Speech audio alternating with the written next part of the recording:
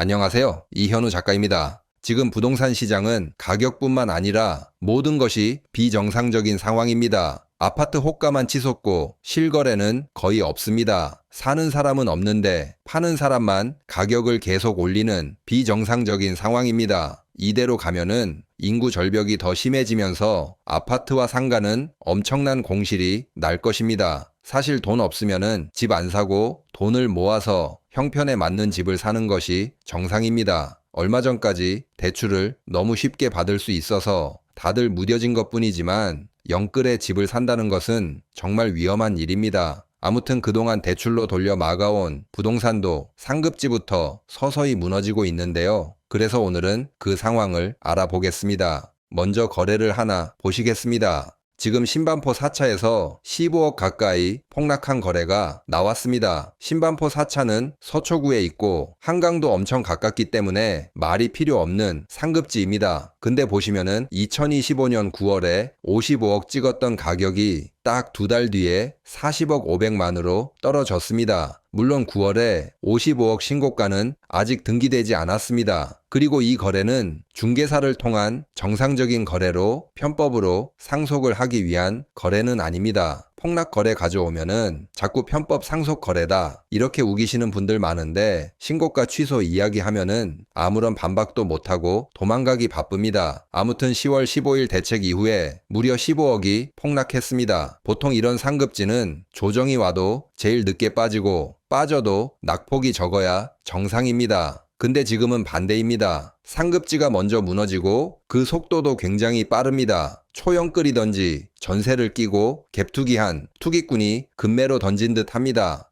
이 거래를 그래프로 보면은 확 꺾이는 모습을 볼 수 있습니다. 거래 하나가 무슨 소용이 있냐 이렇게 말씀하실 수 있지만 지금 같이 거래가 거의 없어진 상황에서 이런 하락 거래는 영끌들이나 투기꾼들에게 큰 심리적 타격을 줄 수 있습니다. 영끌과 투기꾼들 똘똘 뭉쳐서 같이 팔짱 끼고 어떻게든 버텨야 하는데 하락 거래 한 방으로 이탈자가 속속 나올 수 있기 때문입니다. 이렇게 되면은 가격 단합도 못하고 뿔뿔이 흩어져서 서로 팔고 도망가기 시작할 수도 있습니다. 이번에는 우성일 이 3차 아파트를 보겠습니다. 아파트는 오래되었지만 입지로만 보면은 절대 약한 곳이 아닙니다. 오히려 준상급지로 평가받는 곳이죠. 지하철 타고 한정거장만 가면은 삼성역입니다. 그런데 실거래를 보면은 80제곱미터의 아파트가 25년 10월에 31억까지 찍었던 가격이 11월에는 17억 5천까지 떨어졌습니다. 낙폭으로 따지면은 40%가 넘게 빠져서 정말 반토막이 났다고 보시면 됩니다. 이 거래도 중개사를 끼고 거래한 정상적인 거래입니다. 참고로 31억 최고가는 아직 등기가 안 되었는데 아마 취소하지 않을까 합니다. 사실 언론에서는 거래가 되지 않는 상황에서 등기도 안 된 신고가 거래만 계속 떠들고 있습니다. 제가 취소 거래도 다시 정리해서 한 번 더 살펴봐야 할 듯 합니다. 아무튼 지금 서울 곳곳에서 상급지와 준상급지 가리지 않고 비슷한 폭락 거래가 터지고 있습니다. 시장이 상승하고 있다면은 저런 거래가 절대 나올 수가 없습니다. 우리나라 부동산 시장은 일본의 뒤를 밟기 시작했다고 생각합니다. 제가 이렇게 이야기하면은 거래 몇 건 빠진 걸로 너무 과하게 해석하는 것 아니냐 이렇게 말씀하시는 분들이 있습니다. 그래서 제가 AI를 이용해 실거래 기반으로 통계를 다시 만들었습니다. 미등기는 제외하고 계약 취소도 제외해서 계약되고 진짜로 등기까지 완료된 100% 실거래 데이터를 가지고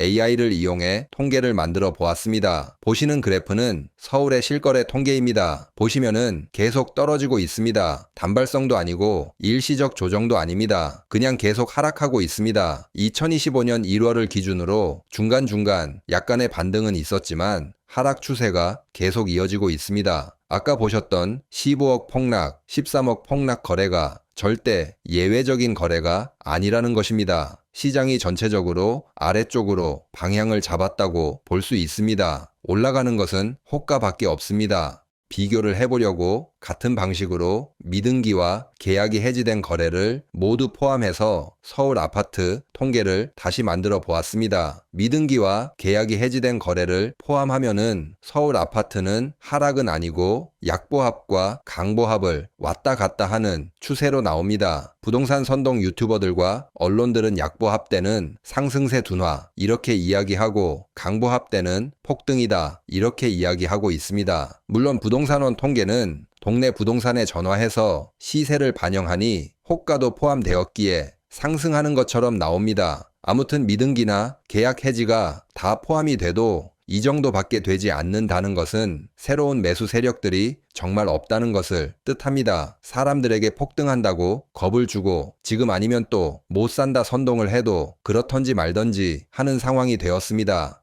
그리고 자꾸 양극화 주장하면서 어디가 정확히 양극화되는지는 말해주지 않는 사람들이 있습니다. 마치 네가 사는 곳은 상급지야, 상승할 수 있어 이렇게 꼬드기는 듯합니다. 다시 말하지만 지금 악플 달고 있는 너님의 동네는 절대 안 오릅니다. 양극화의 핵심은 신분의 장벽이 생기는 것으로 우리 아파트 단지에 누가 사느냐가 제일 중요합니다. 우리 아파트에 현직 장관, 상장 기업 대표, 대형 로펌 변호사, 대형 병원 의사, 유재석, 손흥민 같은 스타들이 있느냐가 중요합니다. 이런 사람이 사는 곳이 오를 것입니다. 하지만 영끌이 들어간 동네는 절대 상급지가 될 수 없습니다. 왜냐하면은 영끌은 은행의 노예이기 때문입니다. 영끌 사는 곳은 현대판 노비들이 사는 곳입니다. 악플 다시는 분들 팩트로 너무 세게 때렸다면은 죄송합니다. 하지만 지금이라도 찬물 마시고 정신 차리시기 바랍니다. 왜냐하면은 지금 주담대 금리가 6%를 돌파했기 때문입니다. 이런 고금리 상황에서 누가 대출 받아서 집을 삽니까? 지금은 대출을 받는 순간 집을 사는 게 아니라 지옥행 급행 열차를 타는 것입니다. 사실 주담대 금리가 2에서 3% 정도일 때는 영끌도 가능하고 갭투기도 가능했습니다. 그래도 버텨볼만 했습니다. 6% 금리라는 건 집값이 매년 최소 10% 정도 올라줘야 사람들이 집을 살 용기가 생기던지 투기할 용기가 생깁니다. 하지만 앞에서 보셨다시피 시장은 하락으로 가고 있습니다. 집을 사려는 사람들도 6% 금리를 보고 고개를 돌리고 다른 곳으로 가게 될 것입니다. 그리고 지금 아주 중요한 신호가 하나 나왔습니다. 바로 한국은행 총재의 금리 인상 시사입니다. 사실 지금 타이밍에 하는 총재의 저런 발언은 굉장히 정치적이고 소신 없다는 뜻이지만 금리 인상은 해야 한다고 생각합니다. 저는 금리를 올려야 한다는 얘기를 2년 전부터 계속 주장했습니다. 그것도 무조건 미국보다 높아야 한다고 주장했습니다. 저는 개인적으로 우리나라 금리가 미국보다 낮은 상황이 오히려 비정상이라고 봅니다. 지금의 고환율 고물가 원인은 하는 총재 잘못이 큽니다. 하느니 금리를 올렸을 때 박수를 쳐주었지만 자꾸 금리 안 올리고 2023년 이후 부동산 거품 만들면서 입으로만 위험하다고 해서 굉장히 실망한 적이 있습니다. 아무튼 지금 한국은행이 금리를 올리면은 부동산 거품에 어마어마한 타격이 될 것입니다. 반대로 환율은 안정되면서 물가는 안정이 될 것입니다. 그리고 코스피는 한 단계 더 상승할 가능성이 큽니다. 이건 약간 복잡한 이야기인 만큼 다음 기회에 다시 이야기하겠습니다. 간단히 이야기하면은 그동안 미국과 우리나라 금리 차이로 인해서 빠져나간 돈이 다시 돌아올 수 있기 때문입니다. 아무튼 금리 인상이 되면은 투기꾼들과 영끌들은 거의 멘붕에 빠질 것입니다. 부동산 정상화가 빠르게 진행이 될 것입니다. 그리고 부동산과 건설사 광고 없이 독립적인 경제 컨텐츠가 계속 이어질 수 있도록 소액 후원 부탁드립니다. 그럼 오늘 영상은 여기서 마치겠습니다. 감사합니다.